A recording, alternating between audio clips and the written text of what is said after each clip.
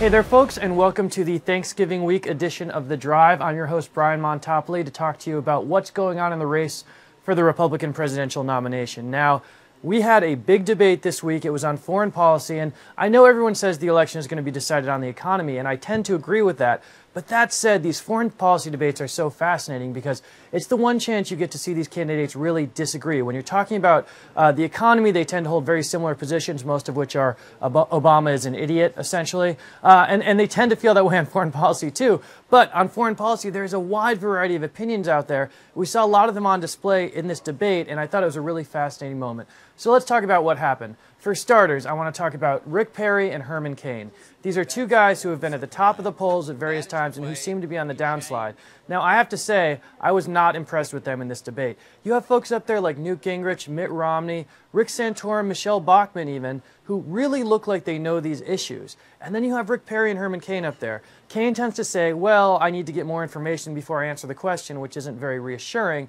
And Perry tends to fall back on talking points. And these two guys just frankly looked a little bit out of their depth on foreign policy. Now, yes, foreign policy isn't the key issue, but these debates are watched by donors, they're watched by Washington insiders, they're watched by the people who help decide who's going to win the nomination. You've got these outside groups like American Crossroads pouring money into the race, and these folks are going to pour money behind the folks they think can do the job. And Rick Perry and Herman Cain, frankly, didn't look like they could do it in this debate. So if we cut to the big board quickly, you see I have all the candidates here on the drive towards the Republican presidential nomination.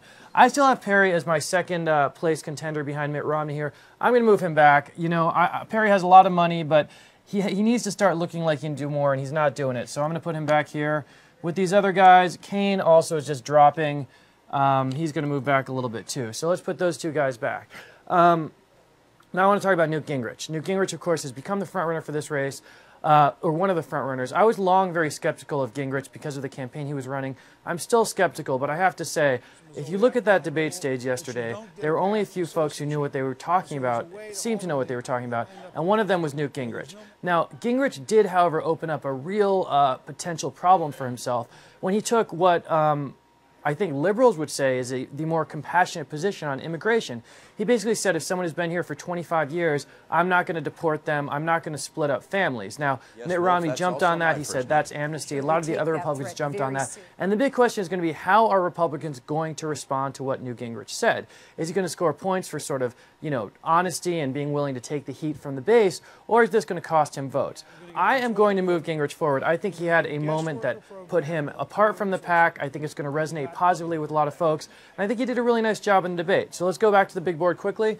I'm going to move Gingrich. He now, to me, is going up to the 50 here and is really the strongest threat to Mitt Romney. Now, there's still a long way to go for Gingrich. He's got to raise a lot of money. There remain a lot of questions. There's this Fannie and Freddie stuff. There's this 3 marriages. There's a lot of questions about Gingrich. But the debates have played an outsized role in this race so far, and in the debates, Gingrich shines. As for Romney, not his best debate performance. Romney is always great in debates. This debate, though, he didn't dominate in the way that he has in the past. He was strong, he drew some distinctions, but it wasn't a spectacular performance for him. I'm going to keep him where he is. Mitt Romney is still the front runner. If you talk, they did an interview with Gingrich on CNN after the debate, and they said, look, if it comes down to 2 guys, who's it going to be?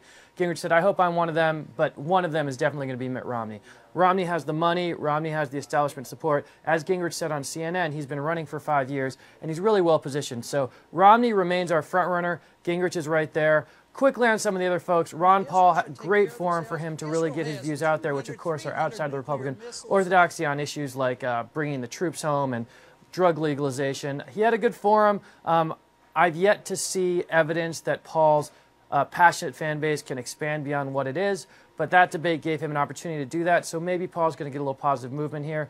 You know, John Huntsman had a good night. Michelle Bachmann had a good night. Rick Santorum, I thought, had a good night. But these folks are just so far down in the polls now that it's hard to see them gaining a lot of traction. But we'll have to see what happens. In the event, fascinating foreign policy debate. And more importantly, tomorrow is Thanksgiving. I want to wish everyone a happy Thanksgiving. We will see you here next week on The Drive. Thanks for being here. I'm Brian Montopoli, CBS News, and see you next time.